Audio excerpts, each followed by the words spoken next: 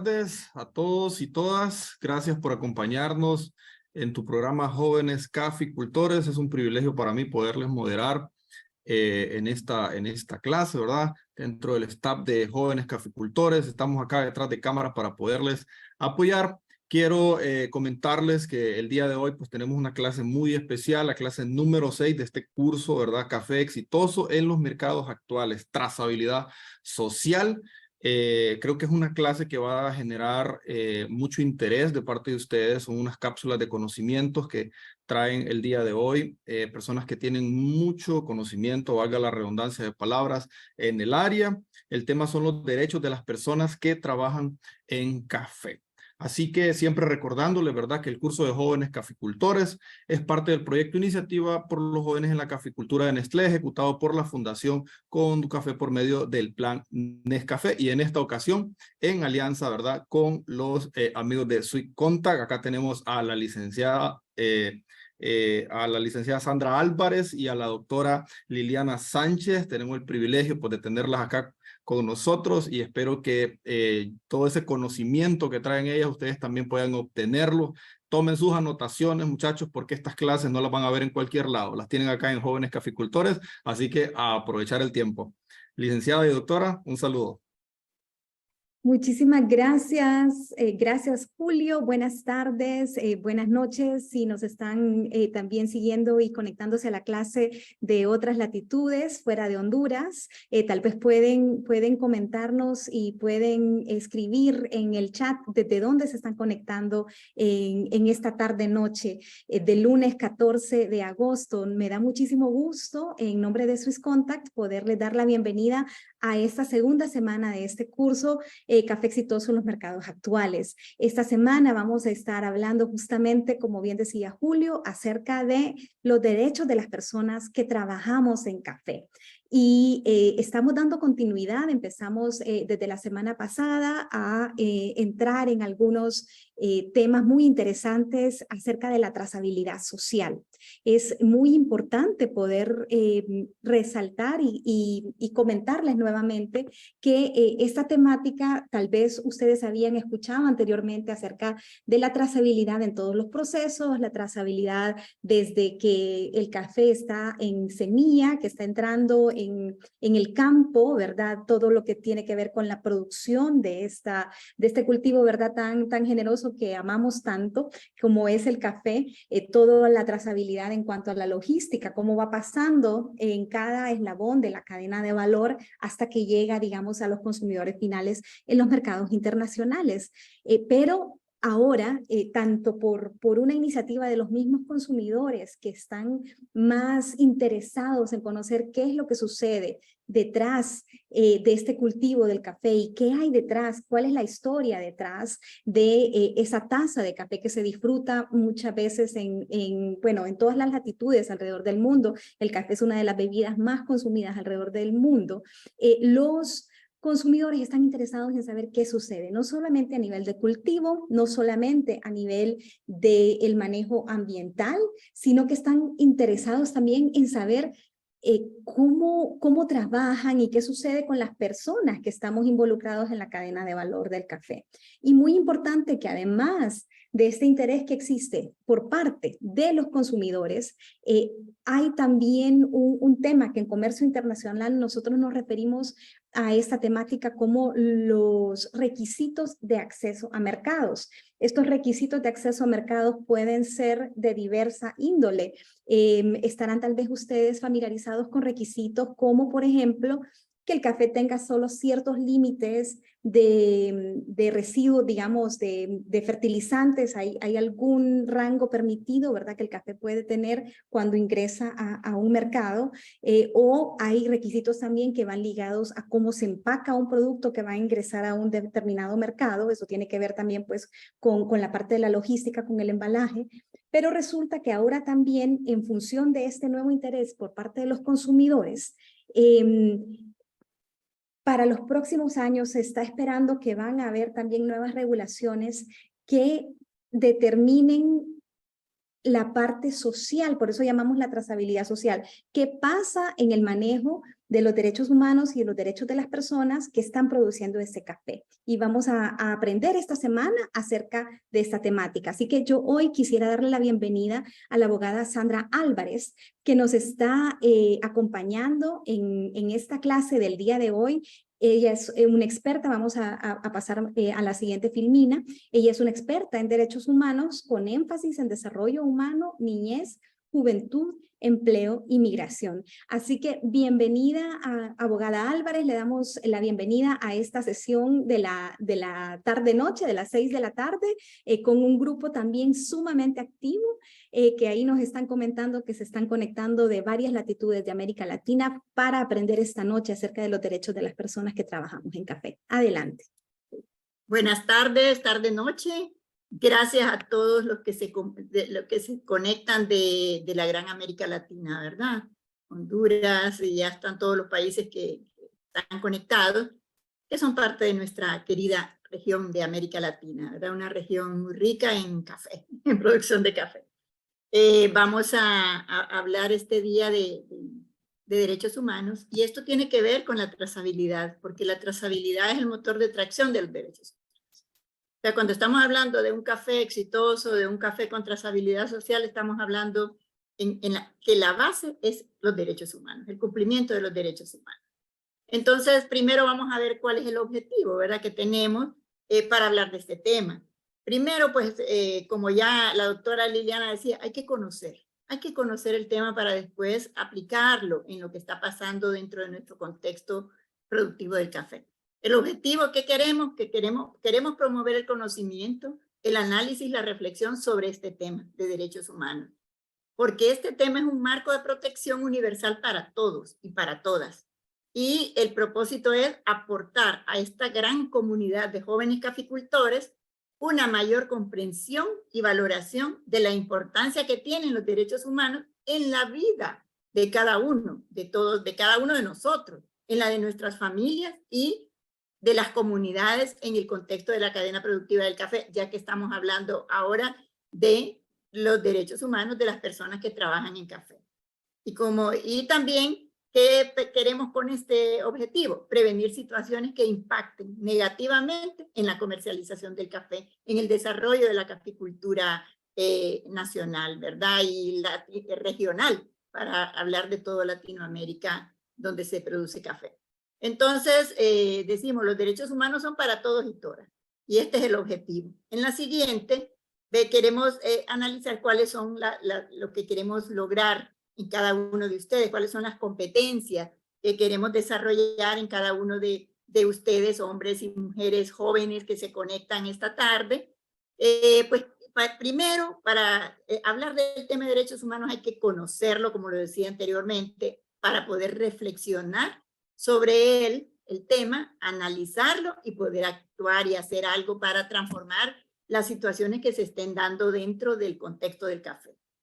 Entonces, al finalizar la clase, después vamos a ver o queremos lograr que las competencias siguientes se hayan desarrollado. Primero, que los participantes identifiquen y valoren los derechos humanos como atributos propios de la condición humana de todas las personas, sean hombres, mujeres, adultos, niños, de diferentes razas, religiones, etc.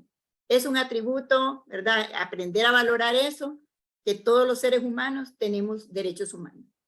Luego, después de haber identificado y saber, ¿verdad?, de que es un atributo de los seres humanos, pasar a reflexionar sobre la importancia que tiene, ¿verdad?, la importancia que tiene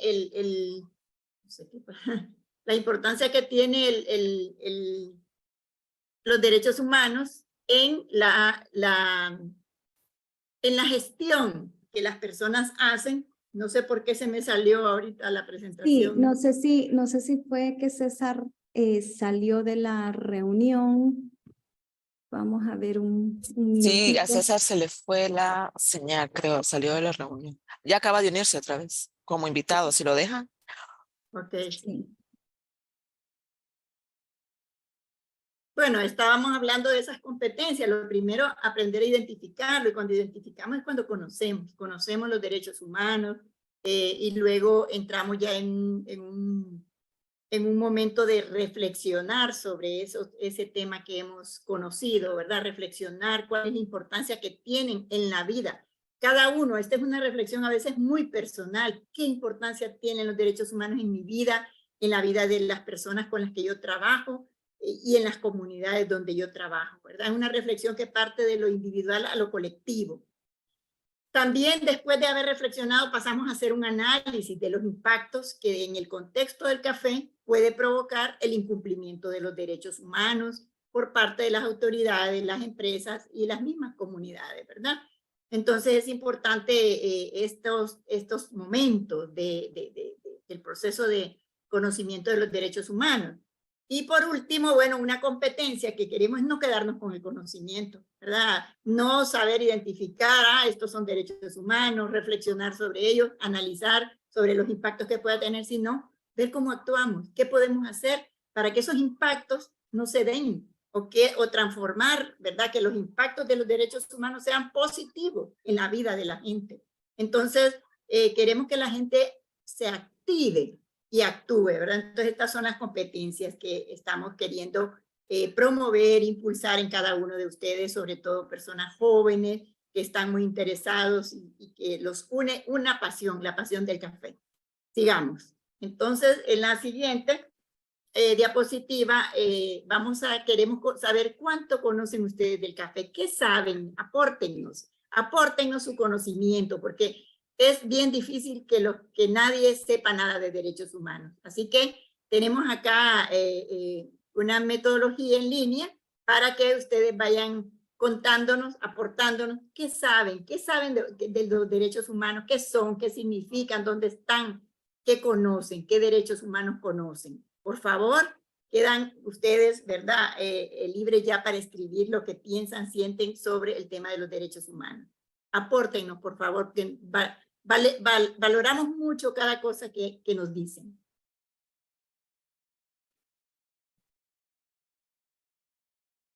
Marvin, entonces, Marvin y Julio, no sé si estamos ya compartiendo el Mentimeter. Y por favor, jóvenes caficultores de Honduras, de Bolivia, de Nicaragua, vi por ahí, ¿qué son los derechos humanos? Para ustedes, ¿qué son los derechos humanos? ¿Qué palabras representan los derechos humanos? Por favor, respondan ahí para que podamos empezar a leer estas palabras en la visualización del Mentimeter.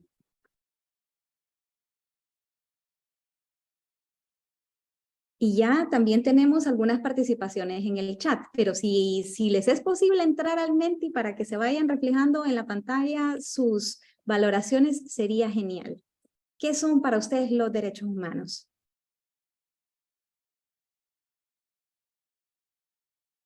Queremos ver en pantalla. Sí, mientras se empiezan a reflejar las valoraciones, los pensamientos de nuestros colegas, tal vez Marilyn pueda empezar a leer algunas de las cosas que están compartiéndonos en el chat. Perfecto, sí. Aquí tenemos un comentario de Neida, dice, son derechos inherentes a todos los seres humanos, sin distinción alguna de raza, sexo, nacionalidad, origen étnico, lengua, religión o cualquier otra condición. Ethel nos dice que son respetos a los demás. Versis, de esta manera se evita abuso o violencia. Nos dicen Arturo que son leyes. Nos mencionan que son garantías que tenemos todas las personas. María Ángela, para mí son los derechos que nos hacen iguales. Los derechos humanos son las obligaciones para las necesidades de la dignidad humana. Son derechos de todo ser humano y todos tienen que vivir dignamente. Respetar los derechos de los demás. Son garantías que tenemos como personas. Y así están llegando varios comentarios que entre lo que son derechos que como persona tenemos todos. Ejemplo, derecho a la vida, nacionalidad, derecho al estudio, derecho al trabajo. El respeto a nuestras opiniones sin distinción de color o religión. Tenemos uno de Carolina. Humanos son derechos inherentes a todos, sin distinción alguna. Son derechos que tenemos todos básicamente por existir. Independencia, género, origen étnico. María José nos dice que son los derechos que tenemos todos por igual. Es la forma de convivencia con libertad y dignidad. Aleida es el respeto a cada uno de nuestros semejantes. Son los derechos que todos tenemos, los que han sido establecidos a través de la Carta Magna, nos dice Inés Fula. Y así están llegando entre lo que leo uno: derecho a la vida, a la salud, a nuestra costumbre, a la libre expresión, igualdad e inclusión. Gracias por todos sus comentarios. Nos están llenando también de mucho conocimiento a todos acá. Están llegando muchos. Gracias Marilyn. Y bueno, por ahí en el chat nos compartía Julio y Marvin el link al Mentimeter. Tuvimos unas 35 respuestas. Si hay alguien que todavía quisiera participar por ahí, ¿verdad? Porque es bonito ver cómo se van reflejando estas valoraciones que ustedes tienen sobre qué son los derechos humanos, ¿verdad? Y vemos que dentro de lo que fue el Mentimeter, algunos de los conceptos que más se repiten es el tema de libertad, de respeto, de igualdad, de inclusión, de dignidad. Entonces, Sandra, yo creo que ya podemos ir entrando en materia. Sí. Continuamos con la clase. Realmente creo que va a ser una discusión muy buena porque se ve que tienen nuestros compañeros jóvenes caficultores una noción interesante e importante acerca de la temática. Sí, excelente. Y es muy bueno eso, ¿verdad? Los caficultores deben estar muy, muy bien compenetrados con el tema de los derechos humanos, ¿verdad? Por eso decíamos en la filmina anterior, queremos que sepan identificar los derechos humanos, sepan reflexionar sobre ellos, sepan analizarlos y sepan cómo actuar, ¿verdad? Entonces, antecedentes de los derechos humanos, bueno, así rápidamente, la primera... Bueno, el primer antecedente que podemos acá nombrar como muy importante, no el único, anteriormente hubieron otros, el de la Revolución Francesa de 1789, donde se dio la Declaración de los 3 Derechos del Hombre, la libertad, igualdad y fraternidad, ¿verdad? 3 derechos importantes que se dieron en el marco, en el contexto de una revolución. Luego, sin embargo, bueno, con esto no se paran los abusos, sino se ven agravados por guerras, conflictos y exterminios. La Primera y la Segunda Guerra Mundial pues son la mejor muestra que tuvimos, con bombas atómicas, exterminios masivos de personas, etcétera. Todo esto era un contexto bastante difícil, donde derechos eran los que menos existían. Posteriormente surge la Carta de las Naciones Unidas en 1945, una vez que terminó la Segunda Guerra Mundial, y a través de la Carta de Naciones Unidas se crea la Sociedad de Naciones, ahora conocida como Naciones Unidas, y ahí se situaron los derechos humanos en la esfera del derecho internacional, algo que compete a todos los países, Y entonces acá se adoptaron medidas, ¿verdad? Los Estados miembros de las Naciones Unidas adoptaron medidas para proteger los derechos humanos. Se puso fin a la idea de que el Estado era supremo, ¿verdad? El Estado estaba por encima de la ciudadanía. Luego, en el 1948, se emite la Declaración Universal de los Derechos Humanos, que viene a ser como la base sobre la cual los países tienen que reconocer la dignidad intrínseca de los derechos iguales e inalienables de todos los miembros de la familia humana. O sea, el ser humano al centro de todo accionar, ¿verdad? Para reconocerlo en su dignidad y en su igualdad y libertad. O sea, se retoman aquellos derechos que se emitieron en la Revolución Francesa, libertad e igualdad, se retoman en la Declaración Universal y se amplían, ¿verdad? Si allá fueron 3 derechos, acá son 30 derechos. En la siguiente, ¿verdad? En la siguiente podemos ver el significado que tienen los derechos humanos, y primero pues decir qué son los derechos humanos. Ya nos decían en el Mentimeter, miraba yo todo lo que ustedes expresaron, ¿verdad? Son leyes, son facultades, son libertades. Ahí había una serie ya de valoraciones desde la experiencia y conocimiento que tienen. Entonces, aquí nos dice que son un conjunto de facultades y libertades fundamentales para el disfrute de la vida humana, o sea, la vida humana como el valor jurídico más importante. Y aquí nos dice en qué condiciones, porque no, la vida tiene que ser valorada para que se viva en dignidad, con igualdad, con libertad y con todos los derechos que la Declaración Universal estableció. Pero aquí nos dice dignidad e igualdad, 2 aspectos fundamentales para dignificar la vida. Y se definen pues, que son atributos o libertades inherentes o propias de la persona humana, por el simple hecho de ser de la especie humana. Entonces, son facultades y libertades propias del ser humano para dignificar su vida. ¿Qué significan? Bueno, aquí nos dice varios significados que tienen, ¿verdad? Los derechos humanos. Libertades, facultades o valores básicos para una vida digna. Garantías jurídicas que protegen a personas o grupos de personas contra la arbitrariedad de los gobiernos y empresas, ¿verdad? Porque son los dos sectores importantes que están abordados o que son mencionados como actores fundamentales para el cumplimiento de los derechos humanos.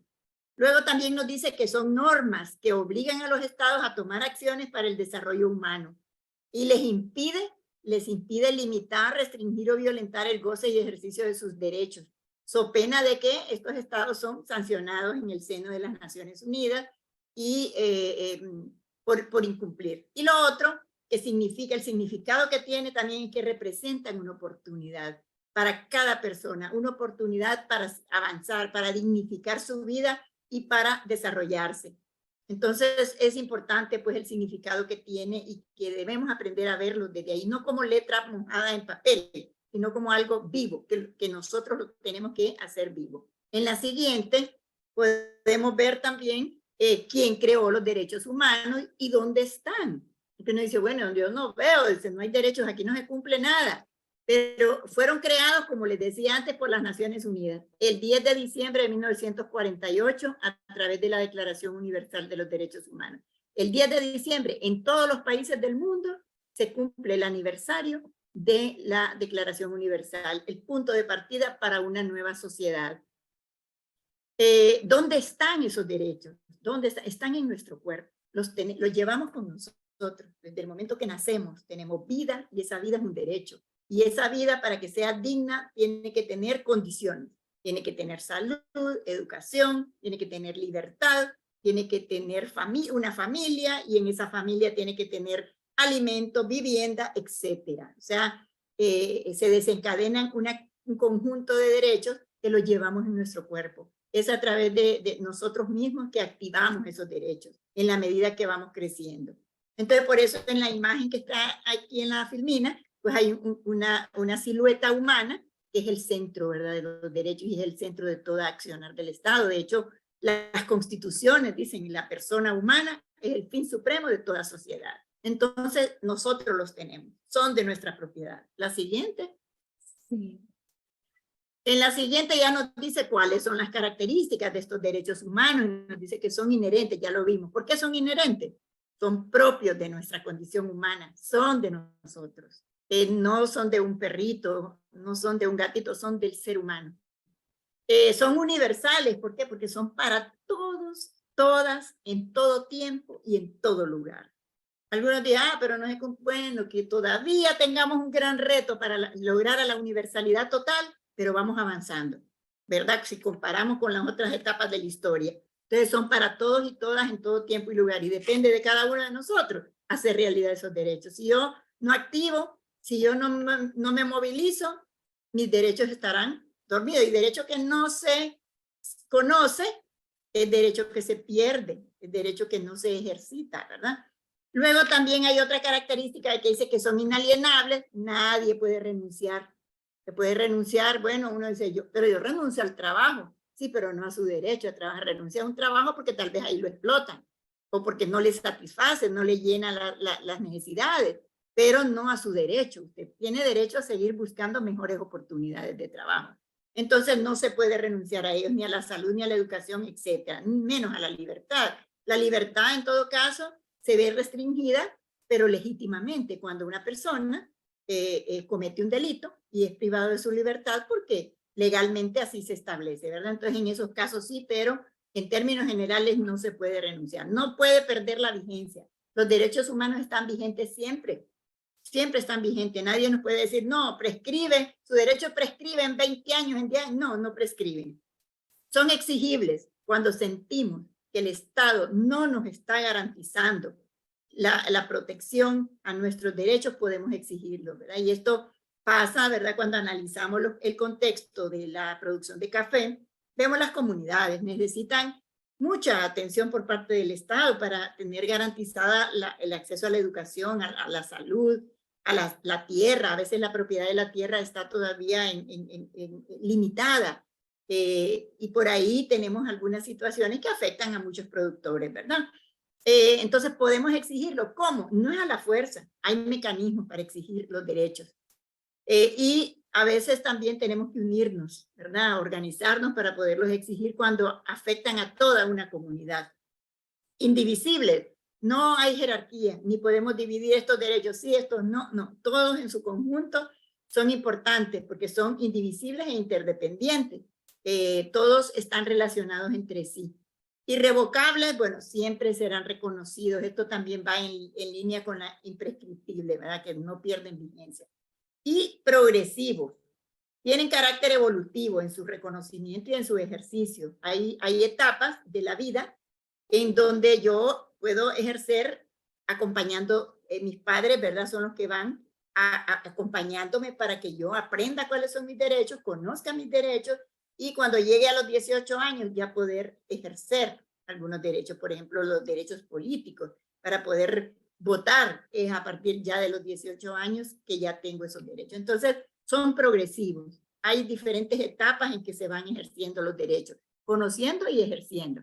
En la siguiente. Sandra, antes de pasar a la siguiente, nada más, tal vez tomar un minuto para que junto con los jóvenes caficultores podamos hacer esa reflexión, ¿verdad? De la importancia de comprender de dónde viene esta temática de los derechos humanos, porque es importante que conozcamos, ¿verdad? Que conozcamos cuáles son, ya ahorita vamos a entrar ya más en materia para entender qué tipo de derechos tenemos y cuáles son estos derechos que se señalan, ¿verdad? Mediante una carta universal que ya nos va a comentar Sandra. Pero sería interesante que también por ahí nos vayan compartiendo sus observaciones, sus valoraciones acerca de lo que hemos compartido hasta ahora sobre esta temática y sus reflexiones de cómo esto, desde su punto de vista, se relaciona al negocio del café y al tema de la caficultura, ¿verdad? Uno por esa ética, ¿verdad? Y por esa sensibilidad que tenemos que tener todos para conocer y poder proteger y poder ejercer nuestros derechos, pero también para ir conociendo y realmente están invitadísimos a poder participar en todas las siguientes clases que nos quedan sobre esta temática, donde vamos a ir ahondando, ¿verdad? Sobre por qué esto se ha vuelto también muy importante para el comercio del café, para el negocio del café, para conectar con los mercados, con los consumidores y para cumplir con leyes que se están empezando a procesar y a llevar adelante en diferentes mercados, donde ya van a exigir que nosotros como países productores y como parte de una cadena de valor podamos compartir qué es lo que estamos haciendo en función de proteger los derechos de las personas que trabajamos en café. Adelante, Sandra. Sí, totalmente de acuerdo, ¿verdad? Este tema es aplicado a las nuevas exigencias del mercado internacional en el café, ¿verdad? Cada vez las regulaciones son más estrictas en cuanto a que el café esté libre de muchos problemas que impactan en derechos humanos, esté libre de impactos ambientales, libre de impactos en violencia y libre de impactos en temas de explotación.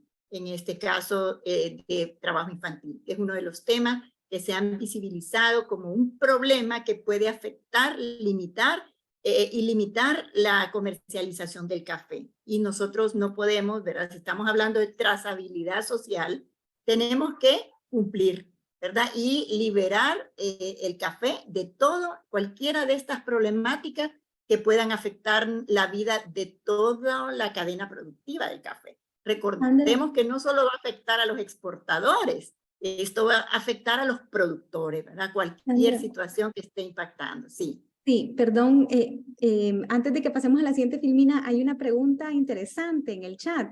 Nos dice Carlos Hernández, como curiosidad, ¿de verdad las personas no tenían derechos antes de 1948? Bueno, la verdad es que no había como un reconocimiento, los estados estaban, bueno, si vemos con la Primera Guerra Mundial, la Segunda Guerra Mundial, como el exterminio masivo que hubo de personas en la Primera Guerra Mundial con Alemania, ¿verdad? Y todo el supremacismo ario, y luego en la Segunda Guerra Mundial con las bombas atómicas, ¿Eso qué representa? Una falta total de respeto y garantía a la vida de las personas. Había mucha explotación de los niños. Si vamos a hablar de trabajo infantil, las minas, las fábricas eran centros de explotación de los niños. No había derechos. Los niños y las mujeres se han visto siempre como grupos muy vulnerables, muy vulnerables. Entonces, porque los derechos humanos son naturales, vienen con la persona, pero como que era necesario que los estados, ¿verdad?, fueran impulsados a verlos y a ver que el estado no era el dueño de la vida de las personas, que el estado era una figura para proteger y garantizar esos derechos. Entonces fue cuando ya el Concierto de Naciones, en vista de toda la situación difícil que había vivido la humanidad, deciden declararlos. Y al declararlos los escriben, porque antes era un derecho natural que no estaba escrito, pero luego lo escriben y empiezan a conformarse a nivel de los países también las constituciones, y de esa manera los derechos ya escritos pasan a ser parte del derecho positivo de los países, ¿verdad? Un derecho positivo es el derecho escrito. Entonces, han habido derechos en todo tiempo, pero son derechos naturales, no estaban escritos. Cuando ya se declaran en 1948, ya es, ¿verdad?, un documento que acoge y plantea eso a los estados para que empiecen a crear una legislación que ponga al ser humano en el centro de sus acciones. Por eso, en las constituciones, creo que en todas, no sé, en Bolivia, en Colombia, habrá alguna disposición que diga que el ser humano es el fin supremo de toda sociedad. Al menos la de Honduras así lo tiene. Y de esa manera ya se reconocen los derechos, se reconoce la existencia de esos derechos. Entonces, siempre han habido, pero ahora están declarados. Todos los visibilizan. Gracias, Sandra. Bueno, continuamos, estamos ya a la media hora, entonces para ir avanzando en la temática que realmente es muy apasionante. Sí, y luego, bueno, esa Declaración Universal después vino y se clasificó, ¿verdad? Porque se hablaron de los diferentes tipos de derechos. Los primeros, de la primera generación, eran los derechos civiles, políticos. Ahí entra el derecho al nombre, a la nacionalidad, la libertad, la igualdad, el derecho al voto, a elegir y ser electos. En fin, un conjunto de derechos que son los primeros. ¿Están dirigidos a qué? A las personas, ¿verdad? Incluso me acuerdo en este momento la lucha de las mujeres por tener el acceso a los derechos civiles, porque primero se reconocían a los hombres y ahí entraron todos estos problemas de género, pero después las mujeres luchan por tener derecho a votar, porque ellas no votaban. Entonces aquí, esta primera generación es para las personas, derechos civiles y derechos políticos. Luego los de la segunda generación ya vienen, se les llaman los derechos del desarrollo, los derechos sociales, los derechos económicos, ahí entra el derecho al trabajo, ahí entra el derecho a organizarse, en fin, y los derechos culturales, que tienen que ver con la expresión cultural de las diferentes razas que coexisten dentro de los países, ¿no? Entonces, de hecho, solo aquí en Honduras tenemos 9 pueblos indígenas, ¿verdad? Entonces, el derecho a mantener la cultura y respetarla era parte de esta segunda generación. Y luego viene la tercera generación, que es para los estados. Derecho a que se autodetermine cuál es su gobierno, cuál es su forma de gobierno, si va a ser democrático, dictadura, etcétera, ¿verdad? El derecho a una identidad nacional, a un medio ambiente sano, justicia y paz, que los estados tienen que garantizar. Ningún otro país tiene que venir a decirles qué es lo que van a hacer. Y luego los derechos de la cuarta generación, que son los últimos que se han ido desarrollando, la información. Estamos en una sociedad llena de información. Por todos lados encontramos información. Luego, entonces, eso se convierte en un derecho. Las personas tienen derecho a ser informadas, a informarse y conocer. Derecho a la seguridad digital y el acceso a la tecnología. La tecnología hoy en día como una herramienta de desarrollo que a los jóvenes les gusta mucho, ¿verdad? Entonces, eso es lo que de esa manera se ha ido clasificando esa Declaración Universal. Se clasificó, y eso ¿qué implicó? Que cada una de estas generaciones fue generando algunos normas, convenios, tratados para poder abordar de manera específica algunos temas. Por ejemplo, la Convención de los Derechos del Niño, la Convención para prevenir, sancionar y erradicar la violencia contra la mujer, y así, varias convenciones. En la siguiente mencionamos, bueno, las primeras que fueron de donde surgen, ¿verdad? Surgen, como decía antes, de la Declaración Universal. Esa es, como dicen, la madre de todos los derechos humanos. Y de ahí vienen tratados, convenios, que ¿quién los define? Organismos internacionales. ¿Por qué? Porque ellos están facultados en el concierto de las naciones para crear esas leyes y que todos los estados firmen. Solo los estados, si hay un estado que no firma, no está obligado a implementarla en su país, pero por lo general los estados firman estos convenios y desde el momento que lo firman pasan a ser ley dentro del país. También surgen para proteger a las personas individuales y colectivamente hablando, ¿verdad? El ser humano individual, persona natural y las personas organizadas. También para regular a los estados, ¿verdad? Que los estados a veces se sienten superiores y no dejan de lado el creer que pueden ellos decidir por las personas. Entonces, para todo esto. Y también la obligación que les fija de respetar, proteger, garantizar y promover los derechos humanos. Estos son el rol del Estado. Por eso, cuando un Estado no protege y violenta, es el Estado. Es el Estado a través de sus agentes. Cuando la policía detiene a alguien, es el Estado el que viola los derechos humanos. Entre ciudadanos no hay violación de derechos humanos, hay delitos. Ahí. Y claro, cuando el Estado también viola, también incurre en ciertos delitos hacia la ciudadanía. Y acá tenemos la carta, ¿verdad? Los pactos internacionales, y luego, bueno, vienen un conjunto de normativas que son muchas, ¿verdad? Y habría que tomarse más tiempo, pero ahí los estamos dejando como recursos de apoyo. En la siguiente podemos ver, aquí está los 30 derechos humanos que son parte de la Declaración Universal. En la imagen tenemos a doña Eleanor Roosevelt. Ella fue la redactora de la Declaración Universal. Ella en conjunto con otras mujeres y hombres de diferentes países, ¿verdad? Porque había que darle un espíritu de cuerpo a esta declaración donde todos los países se sintieran parte. Así que fue en el concierto de naciones se crea y se redacta finalmente. La señora Roosevelt estaba al frente del equipo de redacción y se lanza el 10 de diciembre de 1948. 30, y pues muchos de lo que está aquí ustedes lo dijeron. ¿Verdad? Al inicio yo vi igualdad, libertad, vi trabajo, educación, todo eso lo vi. O sea que hay una noción de cuáles son los derechos humanos, al menos se mencionan los que realmente importan mucho para nosotros.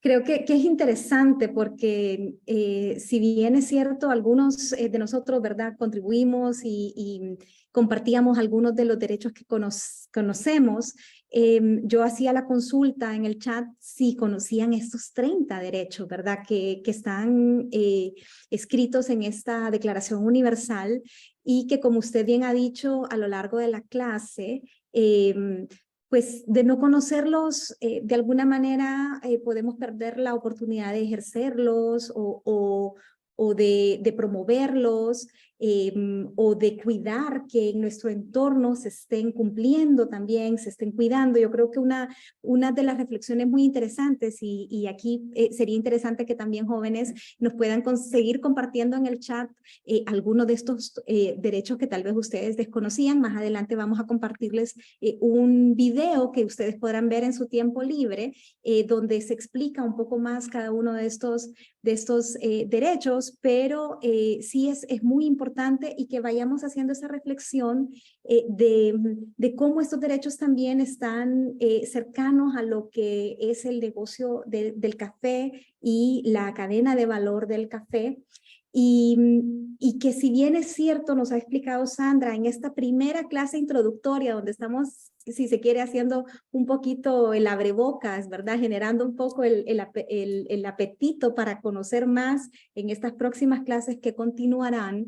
Si bien es cierto, nos hablaba Sandra de que el Estado, ¿verdad?, es el que debe de velar de que se cumplan las condiciones para que los seres humanos y los ciudadanos tengamos estos derechos. No nos limitan la responsabilidad que tenemos como ciudadanos de poder promoverlos.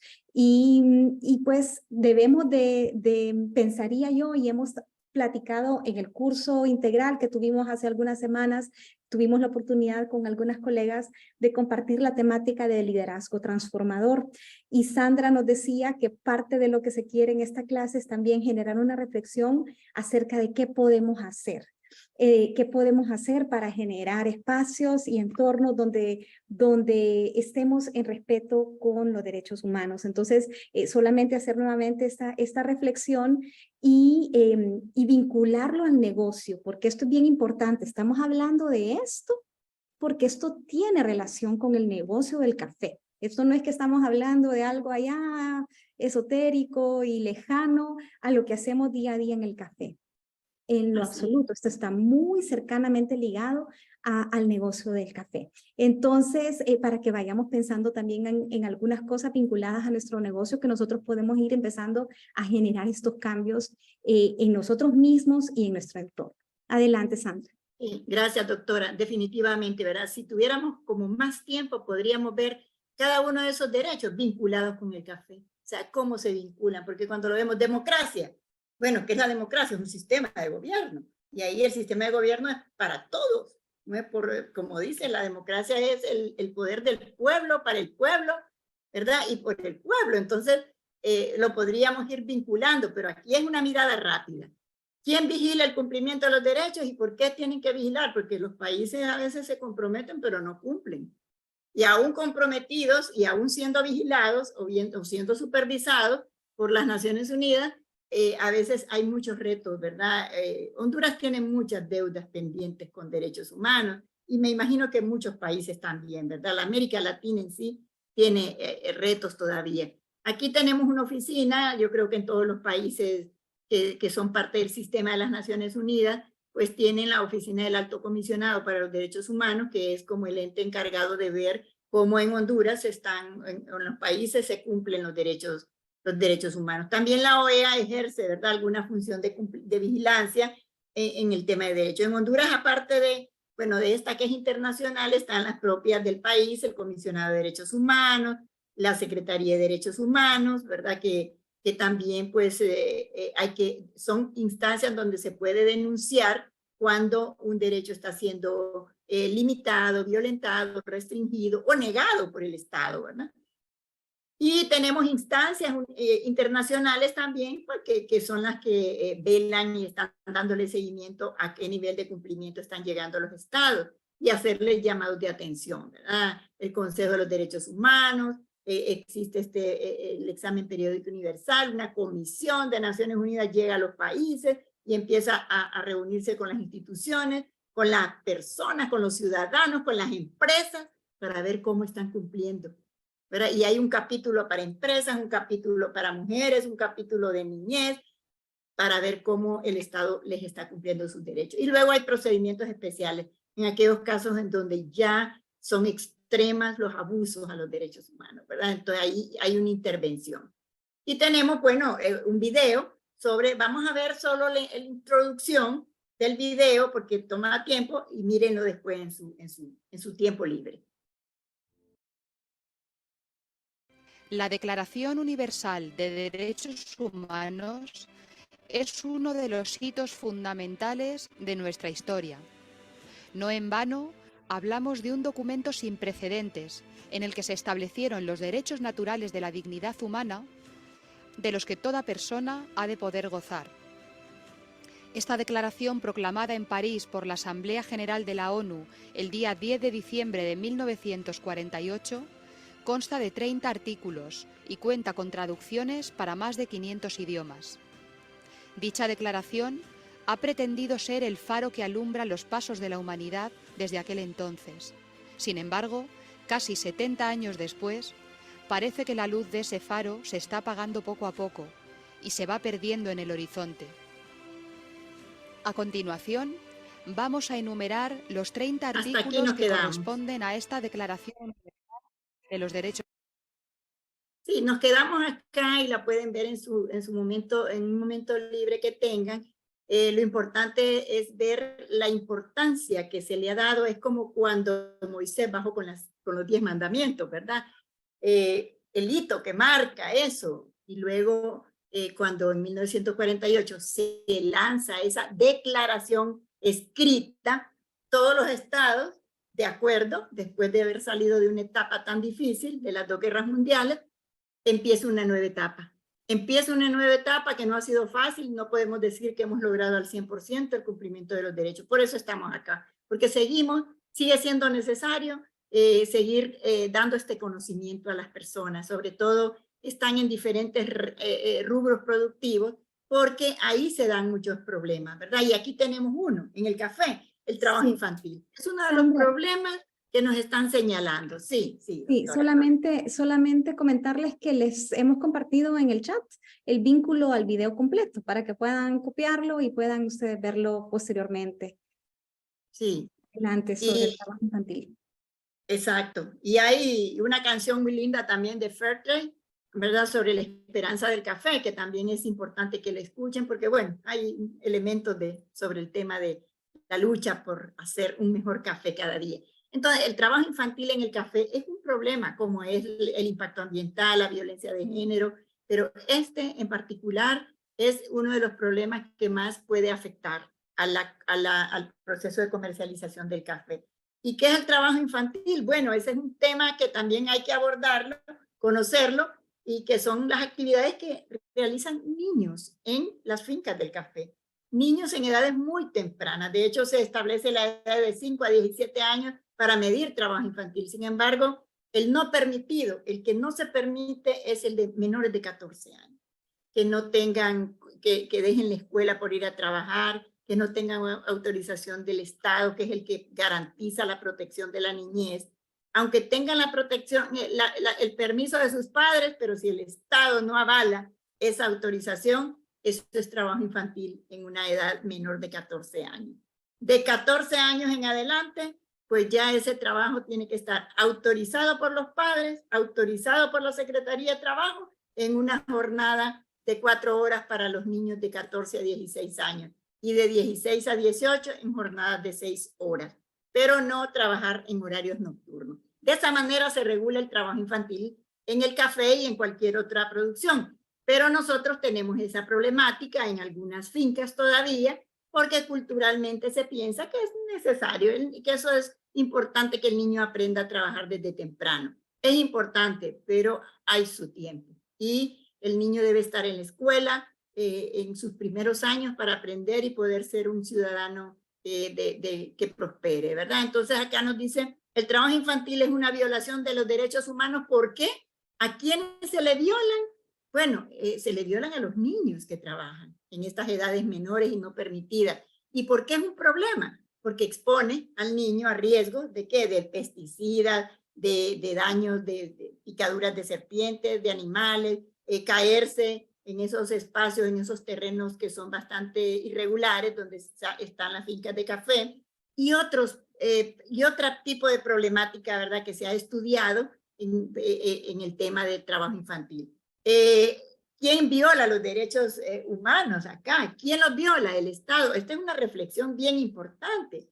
¿Quiénes son los que pueden violar los derechos humanos acá? El Estado, la familia, las empresas. Ya nos dicen, bueno, que el Estado es el que debe garantizar la protección de los niños, que los niños estén en la escuela, que los niños tengan acceso a espacios seguros donde puedan aprender mientras sus padres trabajan, pero también hay una responsabilidad de la familia y de las empresas, ¿verdad? Las empresas tienen que proveerle a sus proveedores condiciones para que la preocupación por sus hijos se reduzca, ¿verdad? Y porque muchos niños están en las fincas por no dejarlos solos, los padres los llevan para no dejarlos solos, porque dejarlos solos implica riesgos también. Llevarlos al cafetal también implica riesgo, entonces hay que buscar una opción de mayor seguridad para que los niños puedan estar protegidos, porque ese es el rol del Estado, las empresas tienen que respetar y cumplir y contribuir también a que eso se haga realidad. ¿Por qué afecta la cadena de valor del café? Pues porque nuestros clientes, ¿verdad?, internacionales no quieren, tienen cero tolerancia al trabajo infantil, ¿verdad? No quieren tomar café que esté contaminado, por decirlo así, con mano de obra infantil.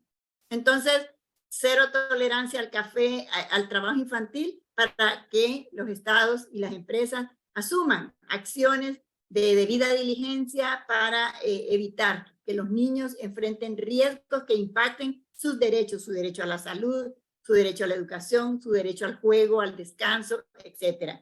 Y luego aquí la llamada es, y esto queda como reflexión para los jóvenes caficultores, estas preguntas que están acá del trabajo infantil, si en sus comunidades, en sus fincas, han observado que hay trabajo infantil y que se da porque no hay opciones para la familia para llevar a sus hijos a que pasen su tiempo mientras ellos van al corte a cortar el café a la finca, que los niños queden resguardados y protegidos y no corran ningún riesgo. Entonces, ahora, ¿qué acciones pueden impulsar? Ya que tenemos un conocimiento general o de repente podemos aprender un poco más con los recursos que se les van a proveer sobre derechos humanos, sobre trabajo infantil, y qué podemos hacer para evitar que nuestro café se vea afectado por la presencia del trabajo infantil, ¿verdad? Entonces queda un reto para los jóvenes caficultores. Este es un reto, porque no podemos solo conocer, lamentar que las cosas se estén dando, sino prever, actuar, porque estas normativas que restringen, ¿verdad?, que los compradores de café están aprobando próximamente, bueno, han venido aprobando, pero siguen incrementando las restricciones. Vienen pronto, así que no es que esperemos, y que tampoco podemos decir, no, pero es que los niños no están trabajando, solo es que los tengo aquí. Para estas empresas internacionales, no, eso no es comprensible. No es comprensible que un niño, en lugar de estar en una escuela, en un kinder, esté en una finca de café. Entonces, esos son retos que quedan porque hay que hacer algo para rescatar, proteger nuestro café y poder tener una buena experiencia de comercialización con estas empresas, ¿verdad?, que nos compran. Entonces, gracias, Sandra. Vamos a dar un espacio. Marilyn tal vez nos puede leer algunas de las valoraciones, opiniones que nos han compartido los jóvenes caficultores en el chat. Estamos ya en la recta final de la sesión, y César, tal vez podemos volver al slide donde se enumeran los 30 derechos humanos para tenerlo de fondo, digamos, en este periodo en que estamos conversando un poquito acerca de y reflexionando sobre esto. Entonces, Marilyn, tal vez nos puede leer unas 2 o 3 opiniones, valoraciones que tienen los jóvenes. Sí. Tenemos a Solimar Guerra que dice, ¿qué sucede con la mano de obra indígena? Correcto, Sandra, llevarlos riesgo y dejarlos también es riesgo. Luego tenemos otro comentario por acá de Zoe Vázquez. Recordemos que en Honduras se paga por lata acordada, entre más corta, más se gana. Así que puede estar todo el día, no hay horario. En las zonas de tierra adentro, en épocas de corta es tiempo de vacaciones escolares también. Aportando a esto, los padres prefieren llevarlos con ellos. Creo que como sociedad es un tema bastante frágil. Luego nos dice William, certificado con fincas de guarderías y educación para esos niños. Sería como una opción que nos está brindando. Excelente tema, nos dice Juan Francisco. Luego acá tenemos a Walter, que apoyen a las madres solteras porque son las que andan con los hijos trabajando en las fincas. Importante reflexión. Quiero dejar una pregunta para investigación o quizás la abogada sabe la respuesta. ¿Por qué el sistema escolar corre de febrero a noviembre? Luego tenemos acá un último comentario, Idalma, pero es involucrar a los jóvenes al trabajo porque en estos tenemos generaciones de cristal también. Y así varios comentarios, no sé si sigo leyendo, nos quedamos ahí. Marilyn, tal vez podemos brevemente, porque ya nos quedan nada más unos 4 minutitos, Sandra, atender esta consulta de por qué será que la época escolar en Honduras es de febrero a noviembre. Sí, realmente, bueno, eso ha sido tradicional, ¿verdad? Aunque anteriormente había 2 jornadas, una jornada por la mañana y otra jornada por la tarde. entiendo yo y siempre de febrero a noviembre, habría que gestionar, ¿verdad?, modalidades alternativas en educación, como Educatodos. Han habido algunas modalidades que se pudieran llevar a las áreas rurales. Proeco, por ejemplo, eran algunas alternativas que se fueron creando y no sé cómo están actualmente. Pero yo digo, si el esquema es establecido para todos, deberían de haber alternativas para aquellos que no pueden plegarse, ¿verdad?, a ese esquema de febrero a noviembre. Creo que la consulta, y no sé si estoy interpretando bien al compañero o la compañera, ¿verdad?, que hacía la pregunta, era que yo creo que la asociaba con el tema de la cosecha, que justamente el año escolar se iba a ciertos meses para que justamente en los meses, o sea, yo creo que vale la pena que hagamos esa investigación y la podemos atender esa consulta en estos próximos días que vamos a estar. Han habido muchas iniciativas, doctora. Sí, han habido iniciativas por adaptar el sistema de educación al calendario productivo del país. Pareciera que aquí coincide, porque justo coincide con, o sea, las vacaciones escolares coinciden con el pico de la época de la cosecha, ¿verdad? Entonces, mucho de lo que se discute es justamente que los niños no están dejando de estudiar por ir a la finca, porque están de vacaciones, ¿verdad? Pero nuevamente esta ha sido nada más una introducción al tema. Hay muchos elementos que yo quisiera que podamos tomar y reflexionar. Uno de ellos tiene que ver con el marco legal, que es lo que la abogada Álvarez hoy nos ha querido compartir un poco, de dónde viene toda esta temática de los derechos humanos, de la Declaración Universal, también un poco el marco de la ley nacional, que como bien ella explicaba, en Honduras está claramente establecido. Cualquier trabajo antes de los 14 años no es permitido. Y a partir de los 14 años es permitido, sí y solo si se cuenta con la autorización de los padres y de la Secretaría del Trabajo, y una jornada nada más de 4 horas. Ahora, sabemos, y ustedes mejor que nadie, justamente porque están en las comunidades caficultoras, que hay una serie de condiciones que ustedes mismos han compartido y han comentado. La situación socioeconómica, la necesidad de generar mayores ingresos, el tema de que hay madres solteras que no tienen donde poder dejar bajo el cuidado profesional a sus hijos, entonces prefieren tenerlos más cerca en las fincas, y otra serie de situaciones que vamos a seguir conversando y vamos a seguir indagando en las próximas clases. Lo que sí es que podemos definitivamente ir ya pensando en cuáles podrían ser iniciativas que como jóvenes caficultores, que somos líderes transformadores, podemos empezar a visualizar, promover en nuestras comunidades. Y vamos a querer compartir también algunos de estos ejemplos de situaciones exitosas. Nos hablaban hace algunos días acerca de las Casas de la Alegría, que es una temática que tienen en Costa Rica, por ejemplo, y vamos a conocer otras experiencias similares. Entonces, definitivamente hay que cultivar el amor al cultivo, ¿verdad? Valga la redundancia, y eso se genera cuando vamos a la finca y conocemos la plantita y tenemos esa alegría de estar cuando está tan rojito aquel café, experimentando todo eso. Pero una cosa es esta exposición y esta cultura y este traslado de estas experiencias, y otra es una situación ya de un trabajo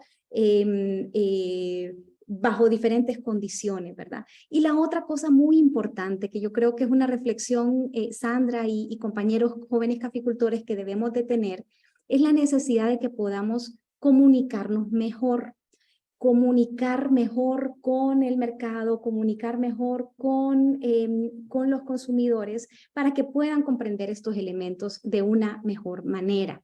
Entonces, vamos a pasar al Mentimeter de cierre, para valorar un poco algunos tal vez el conocimiento que se pudo generar a lo largo de esta reunión, invitarlos a que mañana nos acompañen a las 2 de la tarde. Vamos a seguir toda esta semana hablando acerca de los derechos de las personas que trabajamos en café.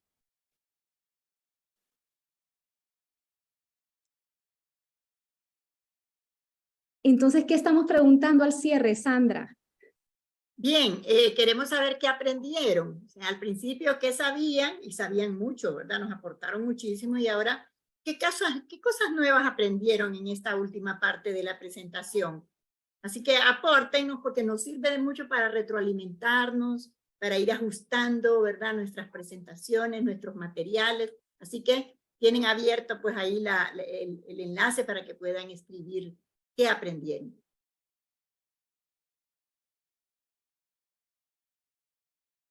Sí, y mientras vamos escribiendo y compartiendo, tal vez, Julio, también usted nos puede ir ya cerrando con esta sesión. Muchísimas gracias por el apoyo. Gracias a ustedes por este conocimiento tan importante que nos están transmitiendo, ¿verdad? El día de hoy. Estaba atento como todo un joven caficultor presente en esta clase. Licenciada Zulema, hago extensivas mis felicitaciones. Una tremenda cátedra la que nos acaba de dar, ¿verdad? Yo siempre he sido amante de la historia y siempre hago una comparativa entre nuestro pasado, ¿verdad? Hablando incluso desde la Edad Media hasta lo que tenemos ahora, en todo lo que ha pasado, edad moderna, edad contemporánea. Y tenemos el valor ahora de poder tener estos derechos que ha costado tanto a través de la historia obtenerlos. Así que jóvenes caficultores han tenido hoy una clase magistral que pueden aplicar en este momento y alrededor de lo largo de sus vidas. Quiero darle gracias por habernos acompañado el día de hoy, ¿verdad? Recordamos que estamos en el curso Café Exitoso en los Mercados Actuales, Trazabilidad Social. El día de mañana vamos a tener una clase también muy importante, muy apegada a lo que hemos estado viendo el día de hoy, que es la niñez en nuestras comunidades, la importancia de su cuidado. Jóvenes caficultores, gracias por habernos acompañado en cada una de las plataformas, Facebook, YouTube, Telegram, Instagram, y aquí pues por supuesto, ¿verdad? Desde la plataforma de... Recuerden que este curso consta de 15 clases, el 25 de agosto termina este curso, ¿verdad? Ustedes van a pasarlo con el 90% de las clases, es decir, 13 clases de 15. Si no han visto las clases en vivo, pueden verlas en diferido. Nosotros estamos enviándoles los links para que puedan entrar a YouTube, llenar su asistencia y enviarle su certificado cuando termine el curso. Así que sin más que decir, los dejo con la doctora Liliana y con la licenciada Álvarez. Y muchas gracias, ¿verdad? Por ese conocimiento tan importante que nos llevamos hoy todos los jóvenes caficultores.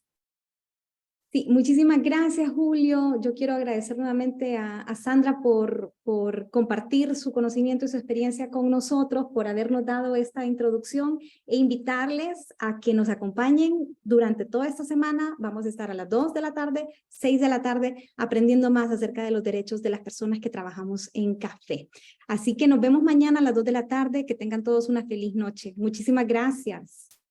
Muchas gracias. De mi parte, pues, fue un poco rápido, pero es una mirada general y les agradezco conectarse y los aportes que nos han dado. En el chat vi muchas consultas sobre el tema y espero que quede registrado como para poder comentar después. Muchas gracias. Gracias, feliz noche.